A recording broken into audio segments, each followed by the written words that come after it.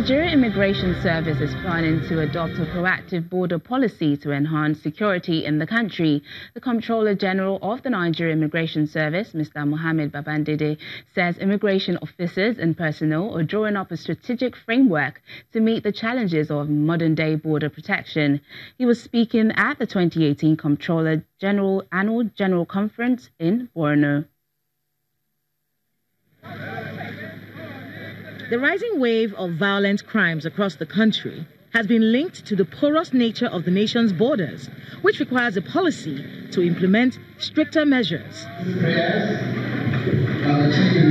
At this conference, senior immigration officers have gathered to discuss the nation's border security. Top on the agenda is how the service can remain relevant to national security and economic development through evolving drastic and urgent operational and administrative reforms. The federal government is committed to the ease of doing business in the area of trading across national borders and on free movement of persons without compromising security.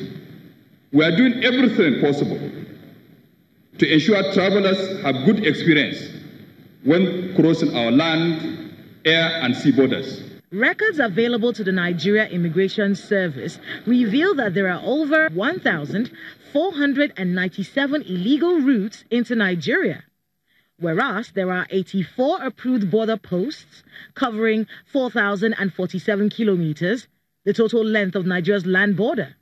This poses a challenge that the immigration must address. The Boko Haram saw in these unmanned borders the opportunities to spread their evil. They smuggle in both human fighters and weapons. From our years of hopelessness to these moments of high optimism, officers and men of the Nigeria Immigration Service have met and continue to make huge sacrifices in the battles to secure our borders and in pushing out criminal-minded migrants. Nigeria, being the most populous black nation in the world, with a population of about 190 million, is of strategic importance, attracting interest from the international community. The success of the country, being the giant of Africa, in adopting international best practices in migration management and combating irregular migration, is of uttermost importance to Africa, to the European Union, and the rest of the world. The meeting is expected to come up with strategic and action plans that will reposition the service for effective management of the nation's borders. Many cash machines in the Sudanese capital have run out of banknotes as the government scrambles to prevent economic collapse with a sharp devaluation in emergency measures.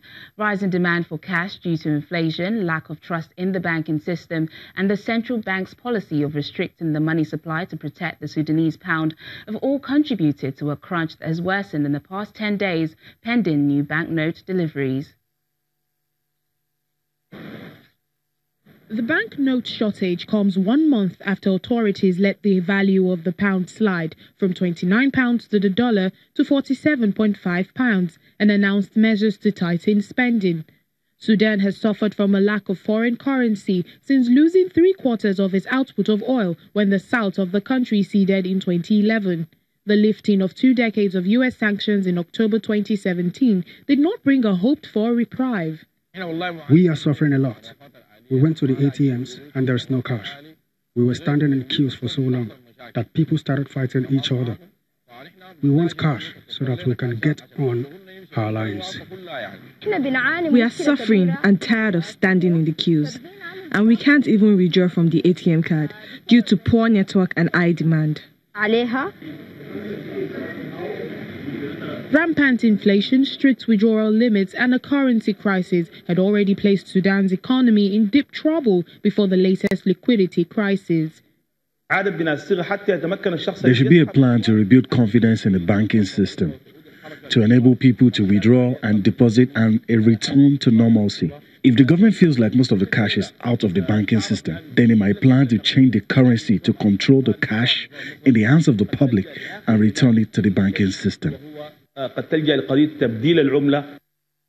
President Omar al-Bashir, who seized power in a coup in 1989 and whose ruling party has said it would nominate him to run for re-election in 2020, has taken a series of steps to address the economic crisis in recent weeks.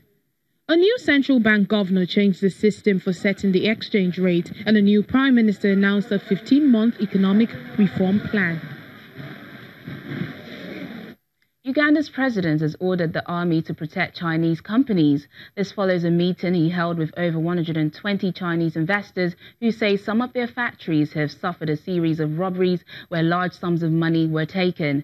The measures proposed by President Yoweri Museveni include increased patrols in industrial parks and the installment of CCTV cameras. The country generally has seen a rise in violent crimes, and in recent weeks the military has begun patrols in and around the capital, while the government is also setting up new local defense forces.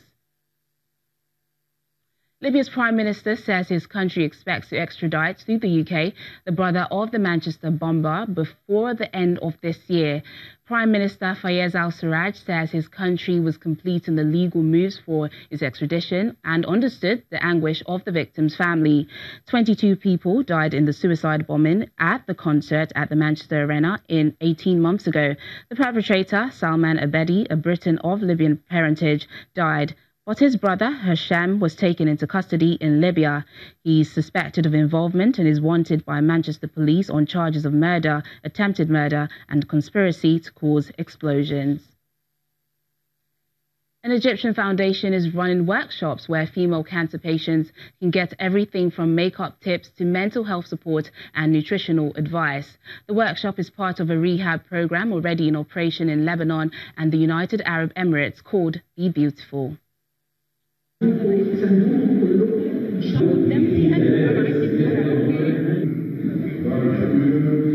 Mehan Khalil underwent a bone marrow transplant and chemotherapy in 2012, her hair began falling out. The 46-year-old Egyptian describes it as a harrowing experience that only augmented the acute distress that cancer patients already struggle with.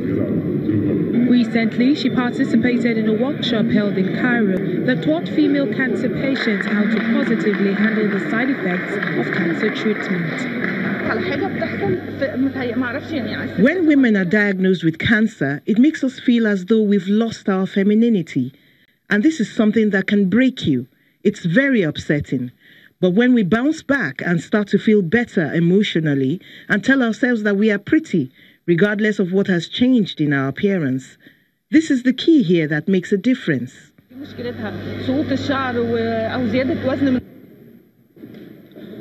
The workshop is part of a program already in operation in Lebanon and the United Arab Emirates called Be Beautiful. The plan is to launch it later this month in at least 7 Egyptian hospitals. The initiative is the brainchild of the Hoda El Imam Foundation that offers makeup tips, mental health support, and nutritional advice to participants. That's it on the program today. Thanks for watching. I'm Teniola Shubawale.